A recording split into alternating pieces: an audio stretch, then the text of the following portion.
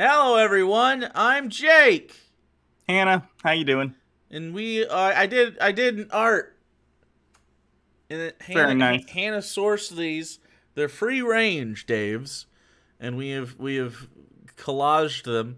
So if it looks messy, don't worry. Nothing will be messier than the abortion that is Dave Rubin's chapter on abortion.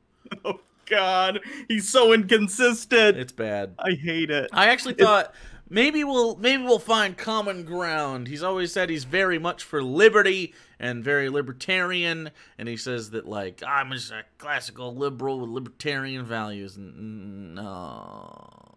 Surprisingly, and you know what? I'll give him credit on this. He's not for like an outright ban on abortion, which is good, but it seems like he's almost mad at his own opinion. It's like he's mad that he begrudgingly has to accept that abortion is something that needs to happen sometimes. You know what this reads like the whole time?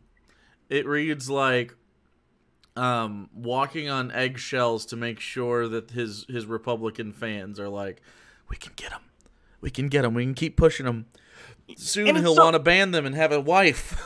Right? And he's not even like internally consistent. Like in the chapter, one of the first things he says is life begins the moment sperm fertilizes an egg. Like it or not, this is the genesis of life. You'll need that information as we go through this. That's okay. I guess we have to start where he starts. He starts with saying, hey, and as you guys might probably know, Dave is gay and he has a husband. We are trying to be parents, and so we are doing surrogacy. Yeah. He's using his sister, Davida Rubin, who we all know. It's weird. They all have sisters. Do you think they're all traditional, like Ben Shapiro's sister? Probably. Do you think if we saw Dave Rubin's sister's feet, people would still go bananas? Probably. WikiFeet exists, I discovered a while back, so it seems that... Have you seen the feet? The Abby Shapiro feet that people are losing their minds about? I haven't seen Abby Shapiro's feet. Well, she posts on Instagram, and it's trad wife stuff, and sometimes she's barefoot in her kitchen, and, like, everybody just is like, oh, I'm gonna fucking come in. Yeah, it's fucking weird. It's very strange. Republicans need to get a hold of themselves. It's a bad thing.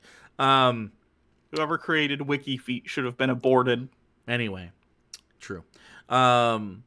So Dave Rubin's husband put sperm in Dave's sister via doctor, which is in vitro. Do we know how in vitro? Explain how that process kind of works for the the 16-year-olds in our fandom.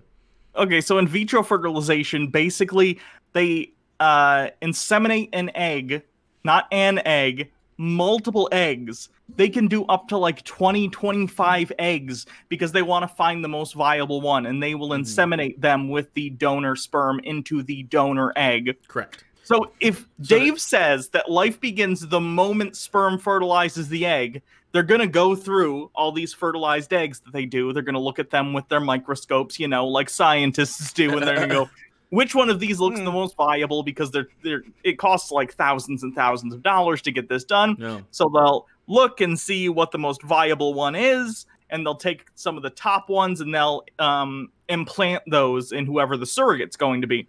Right. And then in that ute.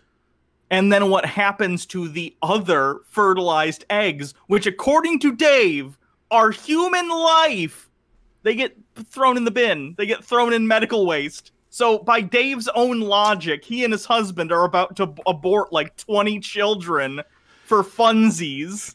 And again, I don't view it this way. I think that in vitro fertilization is an amazing thing, and I think it's great that it allows people to go ahead and have children who otherwise couldn't, and that's awesome.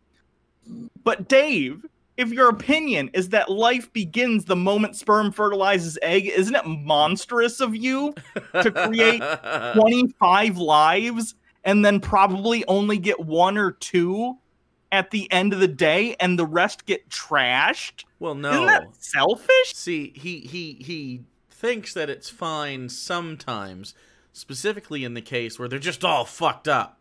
Yeah, he said that too. Again, this chapter's full of him being like, "Blah, blah, blah, blah, abortion's bad. I don't really agree with it." And then he gets to a point which, and again, I think this is fine. I'm not disagreeing with his point. I'm disagreeing with him being a hypocrite. Yep. He says along the lines of, if we find out the baby's going to be born with some sort of disability, something genetic, something malformed, whatever, then we would probably have an abortion. And that's fine. And that's a decision every individual parent has to make. That's a discussion that you have if you find something. But again, Dave, you clearly see that there are all sorts of reasons people might be able to not take care of a child. Yeah. But it seems like to you, something like poverty or the inability to care for a child, those don't fall under the same umbrella. Lack of desire? Right. Like, it's not good for a kid to be raised in that environment any more than it is to, like, have a kid who has some sort of genetic born illness, you know? So he goes on to quote a bunch of people that are like, I don't want a kid because I'm poor. And he's like, look at these disgusting fucks. I can't believe these liberal fools would fetishize such a thing. Really, I think what he's saying when he says people fetishize abortion is that when Republicans specifically go hard against abortion, a bunch of us on the left meme about it and like, yeah, fuck, we'll just burn all the babies. I don't care. Burn them after they're born. Who gives a shit? Like, as a joke, because it's like, dude, we're not going to get a middle ground here. You think it's baby murder. How could we possibly have middle ground on what you genuinely believe is baby murder? Just because you're wrong about science doesn't mean that, like, we can have a reasonable discussion about that. You're not going to come to the light until it happens to you. So, like, it's amazing, by the way, how many Republicans are like, abort that shit, like, when it happens. The crazy thing is, too, in this chapter, he spends so much time, and this is something a lot of Republicans do, because they know they're going to lose the battle in public opinion when you're talking about, like, abortions in the first 5 or 6 weeks. And by the way, the statistic is 91% of all abortions take place in the first 6 weeks. Let me repeat that. 91% of all abortions in the United States take place in the first 6 weeks. So when we're talking about abortion, we're talking about that most of the time. By the way, 6 weeks is a little bit over the limit for like stuff like Plan B. Right. Which don't count as abortions. And what does count as abortions, by the way, abortion does not mean killing the baby. Did you know if you were born via cesarean section, you were aborted? You did not finish the process of birth. That is, now I don't know if they count that in their statistics as an abortion. However, that is a clinical abortion. Some abortions that are counted are things that, like, save the mother. Emergencies, those are counted as abortions. Preemies that have to be taken out, that is called an abortion. Because it is that. You are aborting the process. I have a friend, Dave, who was aborted and is alive. So, like, you can survive the process. They don't just suck you out with a vacuum. Like, usually when it's anything like, oh, I gotta take baby parts out, it's either A, the fetus just fucking died by natural causes of no harm, or because of, like, substance abuse or something like that. I had a friend who that happened to. Yeah. In high school, they were pregnant with twins, and one of the twins, unfortunately, died, and they had to go in and remove that one. And the other one was born with no complications. Yeah, happens all the time. And sometimes it's due to substance abuse or like just like, you know, just freaks of fucking biology. It happens sometimes. Those abortions are also counted, and those typically happen after 6 weeks because developmental issues occur. Sometimes it's aborted because of reasons that Dave would like. There's a you know, by the way, we've done genetic testing. Your child is going to be born with, I don't know, fucking ALS or something. Probably not that, but like something horrible, something that like Harlequin's disease, for instance, which you can detect, which you should abort. It's just agony for the person that exists, and then they die. It's not ethical to keep someone in suffering for your own moralistic purity. Like, just not okay. So stuff like that, like this happens. There aren't, like, no one is like, have you ever met a pregnant person? You ever met any pregnant person who's like, you know what, I'm going to carry this to 9 months because it's a fucking joy, and then I'm going to bail out at the last second because I don't really want a baby, but I do like being pregnant. Nobody exists like that. Nobody has gotten an abortion at the 11th hour and thought, yes, this is ideal for me. 1.4% of abortions occur at 21 weeks or later. That's and wild. Dave Rubin decides to take this 1.4% and write like 2 paragraphs about it as if it's this huge epidemic when it isn't. So 14 out of 1,000 births. And when that happens, it's like tragic most of the time. Usually it's due to complications or due to birth defects or whatever. I misspoke. It's not 14 out of 1,000 births, 14 out of 1,000 abortions. Yeah. So I don't understand. It seems like Dave just wants to beat this anti-abortion drum, but he's not really anti-abortion, but he knows he's on the right. Yeah. So he has to, at least in some way, be morally outraged by things that happen very rarely for very tragic reasons and act like this is the thing that abortion is, when really it's a very small amount. And also, by the way, personally, my take on abortion is I don't... You can do it for any reason whatsoever. Nobody is doing it frivolously. Like, let's be. First of all, it's just expensive.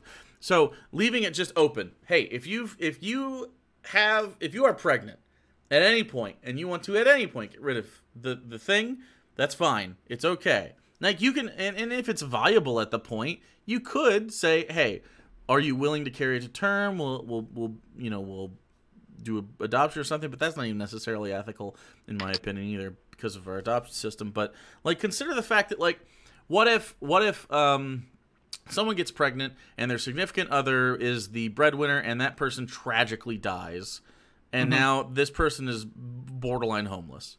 This could happen. This does happen. Do you think it's ethical for that person to also have a baby on the streets? Like, I disagree. I totally disagree. And if there's people that are anti-abortion, I really hope you're fucking adopting, because there's a reason that abortion exists. Yep. So. I just don't get it. I don't get why conservatives choose this hill to die on, when morally speaking, it's never been the case that you will be forced to keep something else alive just because it depends upon you to stay alive. Like, if someone that you know, like Jake, let's say tomorrow your liver goes out. More likely my liver would go out due to my past drinking. But, like, let's say it's you for some reason. Sure. Secretly, you're getting drunk all the time and no one knows about it. Whatever. Your liver goes out and you will die. You have a rare blood type, and it so happens that I have the only other blood in the world that will save your life. And the liver that that's friendship right there. Right. Our blood types have synced into cheese. It's just liquid cheese. No one can force me to give you that donation, even if it will save your life. No. That's never how it's worked in this country. Yeah. In this country, you have a right to say no because it's your body, even if it would be very little inconvenience to you. And we're talking about something that would be a little inconvenience, not a whole fucking child, and not being pregnant for 9 months. This is the same guy. Same guy that's like, fuck it, don't wear a mask if you don't want to. Yeah, it's ridiculous. These people are so morally inconsistent. At least I'm saying, and I recognize that abortion is a complicated issue. Sure. And the fact that it's a complicated moral issue with gray areas is exactly why I'm pro-choice. Because I don't think anyone has exactly the right answer on this, except for people on the right who are patently wrong in cases of, like, when they're like, even when it's rape, make them have the baby. Like, at the end of the day, if you don't want to have an abortion and you don't believe in it, don't have an abortion. Yeah. If you think that in your case that it's something that would be best for you and the baby, or even just you at the end of the day because it's your body, then do it. Yeah. It's no one else's business to step in morally and choose for you in this case when it is not a black and white issue. And people on the right can bang a drum and scream about how life begins at conception, period. No. That can be your opinion, and that's fine, but that's not really backed up by anything scientifically, right? No. That's a philosophical question. Well, and plus it's like, well, they mean life as in, like, a living cell. It exists before conception then. Yeah. Like, Like every time you fucking clume to Abby Shapiro's feet, you're murdering one half of a child every time. Even Dave's like line that he draws is so arbitrary here. He's like, I choose at this point to think that it's wrong because at this point you can see that it has hands and a heart and feet, and it's like, oh, okay, and like these are like characteristics, and they're starting to like grow these things. But why is that your moral point? People are weird about hands. People are very weird about, like, what's this? Monkeys have hands. Like raccoons have fucking hands. He even brings up that at one point he found that the time at which point we think fetuses can feel pain, that used to be his line. And frankly, I think that's reasonable. That's a very reasonable, scientifically informed line. Sure. Like, you are taking into consideration the feelings, the literal, like, pain involved for whatever you want to call the fetus, right? In defense, I think it's pain, like, it doesn't even have, like, a functional brain, really. Right. Yeah, it's more of the nervous system does exist. Sure, but I understand the thought there. Too, but then Dave writes it off, and he's like, but I couldn't do that. It's like, why not? Why not? Is it because you decided to cozy up to people on the right, and people on the right don't take that position? Yes. Because you didn't give a good reason why you stopped feeling that way. Very strange. I mean, very strange. I don't value fetuses nearly as much as anybody like that. I understand drawing that line there, but I mean,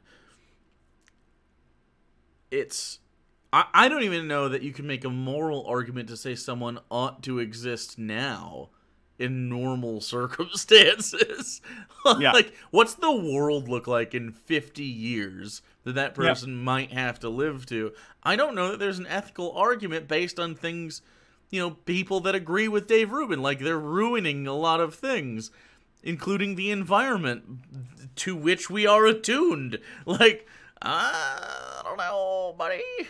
On top of that, anyone who uses the Bible to justify not liking abortion, the Bible mentions abortion like once, and specifically, it's instructions on how to perform an abortion. Yep. So let's not pretend the Bible, of all things, gives a shit about you, like, aborting a kid. Yeah. Fans of this show remember. OG fans know. Okay. Yeah. Abortion in the Bible. Episode 115. I don't know what episode number it is.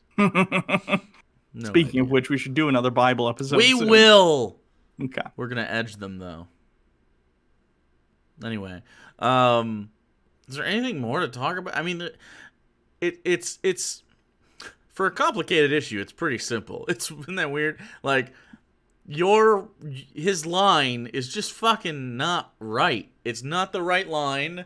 It is obviously a part of his grift, just based on the way he writes it himself. Yeah. So, this chapter felt like pandering. He was uncomfortable the entire time, espousing this right-wing, like, abortion talking points, but he knows that in order to keep his position on the right, he has to push these things forward. It actually reads like it's one of the only chapters so far that we've read that he rewrote. Yeah. Like, I think he went through, his editor, who's probably conservative, looked at it and went like, I don't know if your fans are going to like this. It seems very editorialized in that way. Unless he did it himself, I don't know. But, real grifty. Yep. So, I think that's it. Yeah, I'm good with that. What's the next chapter? What do we got coming up? Free speech. All right, this might be a fucking 8-parter free speech episode with Dave. This is the meaty one. Wow, we went from like half off apps at Applebee's to a 48-ounce porterhouse steak chapter. Wowzers, this is not good. His whole thing is free speech. I'm assuming, based on my interactions with Dave Rubin, which are limited because he has blocked me on Twitter. Did we talk about that last time? I sent a picture. He asked me he asked Twitter, "Hey, send me your favorite picture of the American flag." It was like in July or something, and so I sent him a picture of American flag toilet paper, and he said, "Not funny," and then he blocked me. It's funny. It was funny, but John Doyle blocked me because John Doyle blocked me too. I got into his I saw that. his secret Discord. I saw that. I think we'll have to. We might have to double infiltrate there and see what we can get. I want to become a stormtrooper personally, but So anyway, also I'll be ordering a sandwich from John someday. I'm telling you, we know where he lives, so we could just all we got to do is find the subways the closest to it. There's just so many. We'd have to visit so many subways. Just go in and be like, "Hey, is John working today?" And they'll be like, either John who or yeah, it is his real name according to all the sources I It have. is. Anyway, so Yes. but we won't be doxing John. We'll just be making. Oh him no, sad. of course not. That's awful. Yeah. We're just gonna go and have him make us a sandwich. Like you guys won't know where he is.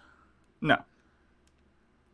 Anyway, so I guess next time we'll talk about freedom of speech, which I assume Dave Rubin thinks is absolute in every single way, except when he blocks people on Twitter. Wait a second. He's not really one for the marketplace of ideas, unless that marketplace is at the Republican National Committee. And it's selling MAGA hats. So, that's it. I'm Jake. You can follow us on the Twitch machine at twitch.tv/actualjake. I do corn things. Hannah does tinfoil things at twitch.tv/Hannah Reloaded. We both have coordinated our stream, so Hannah tends to stream in the afternoon around now, 4-ish, 4 to 5-ish. 7, 4 to 8. Yeah, somewhere around then. And then I usually go somewhere between 7:30 and 8 o'clock. I try not to overlap too much. But, yeah. We do a lot of stuff. Hannah has been... Hannah sticks around more of the, I think you would say, the weirdos of the internet. I think you're very in your lane in the weirdo space, and I do a lot of politics and debate. So if if either of those things pique your interest, although I do, have you seen Edge of Wonder? Because I've done those a lot.